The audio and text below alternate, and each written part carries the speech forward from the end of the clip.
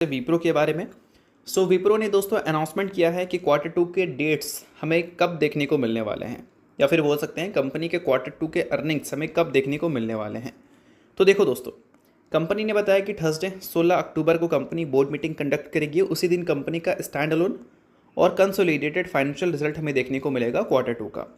अब quarter to के dates तो कंपनी ने रिलीज़ कर दिया भाई, तो क्वार्टर टू के अर्निंग्स की बात कर लेते हैं कि अर्निंग्स को लेकर एक्सपेक्टेशंस क्या है।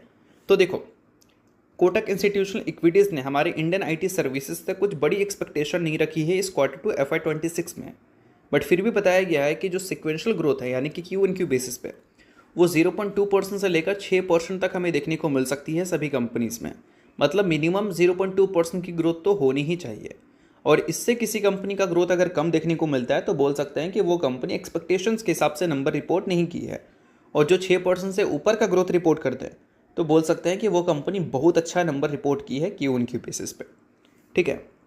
और इसके अलावा दोस्तों यहाँ पर ये भी बताया गया है कि डील जो है वो बोल सकते हैं एज एक्सपेक्टेड हमें स्ट्रॉन्ग ही देखने को मिल सकता है इस क्वार्टर टू में। और उसके अलावा बताया गया है और भी काफ़ी सारी चीज़ें, लाइक अगर हम बात करें रुपीज़ डिप्रिसिएशन, तो ये सारी चीज़ें जो है वो बोल सकते हैं कंपनी के जो मार्जिन्स हैं उसको सपोर्ट करने का काम करता हुआ दिखेगा ये सारी चीज़ें।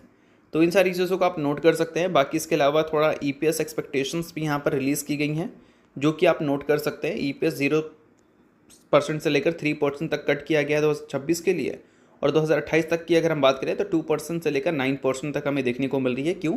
क्योंकि H1B वीज़ा की जो फीस हाइक हुई हैं उस वजह से। इससे क्या है कि मार्जिन्स कंपनी के रिड्यूस होंगे, क्योंकि कंपनी के हायरिंग कॉस्ट इंक्रीज़ हो जाएंगे इस वजह से। तो बाकी ये सारी चीज़ें सिर्फ एजुकेशन पर्पज़ के लिए, मैं आपको किसी भी तरह का रिकमेंडेशन नहीं दे रहा हूँ, तो इस चीज़ को ध्यान में रखना। तो चलिए अब बात करते हैं अगली कंपनी के बारे में जिसने रिसेंटली 2:1 के रेशो में बोनस की अनाउंसमेंट की थी, जिसका एक्स डेट कंपनी का कल का दिन का है। अब ये कंपनी कौन सी है भाई? तो कंपनी का नाम है जकारिया फैब्रिक्स लिमिटेड। अगर आप इस कंपनी के शेयर होल्डर हैं तो आप इस चीज़ को नोट कर सकते हैं, बाकी शेयर होल्डर नहीं है तो आप इग्नोर भी कर सकते हैं। न्यूज़ तो इस वजह से मैंने बता दिया, बाकी ये किसी भी तरह का रिकमेंडेशन नहीं है। तो चलिए दोस्तों, ये वीडियो यहीं तक था। आप करता हूँ वीडियो आपको अच्छा लगा होगा, चला लाइक कीजिए, परिवार और सब्सक्राइब कीजिए। वीडियो के लिए बहुत बहुत शुक्रिया।